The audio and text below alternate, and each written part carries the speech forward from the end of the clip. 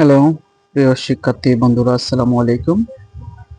Learn with রাজা YouTube চ্যানেলের পক্ষ থেকে আপনাদের সবাইকে স্বাগতম। আমি আজকে আলোচনা করব সপ্তম শ্রেণীর ইংলিশ পত্রে ইংরেজি প্রথম পত্রের 20 নম্বর পৃষ্ঠার ফরাবিয়ান ফ্লোরা যে নাম্বার সি এবং নাম্বার ডি। নাম্বার সি হচ্ছে fill in the blanks with suitable words, অর্থাৎ উপযুক্ত শব্দ দিয়ে শূন্যস্থান পূরণ করুন।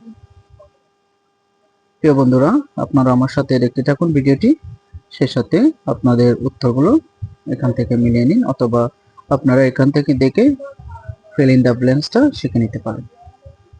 সো এখানে প্রথমে লেখা আছে Flora is a student. Flora is a student. She is, এখানে কি বসবে? In. She is in class 7.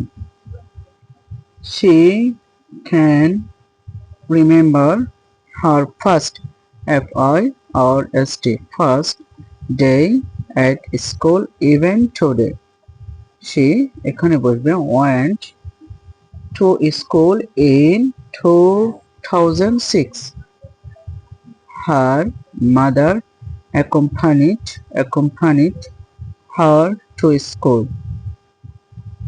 The school was not, এখানে বসবে not, a long way from their house. So Flora walked to school with her mother. এবার number D দেখুন, এখানে match the words with their meaning, অর্থাৎ অর্থের সাথে শব্দের মিল করুন। তাহলে আমরা এখানে প্রথম ওয়ার্ডটি দেখতে পাচ্ছি চ্যাট। চ্যাট শব্দের অর্থ হচ্ছে কোষ গল্প বা আলাপ আলোচনা। তাহলে এটার সাথে মিলতেছে a friendly conversation, অর্থাৎ বন্ধুসুলভ আলাপ আলোচনা।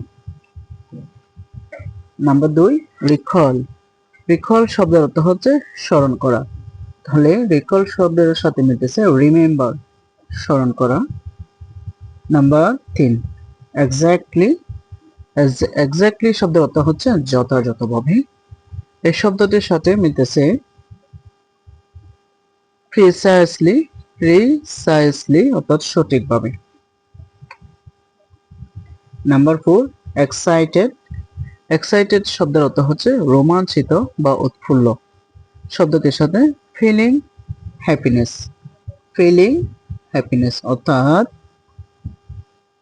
সুখানুভব বা আনন্দ অনুভূতি।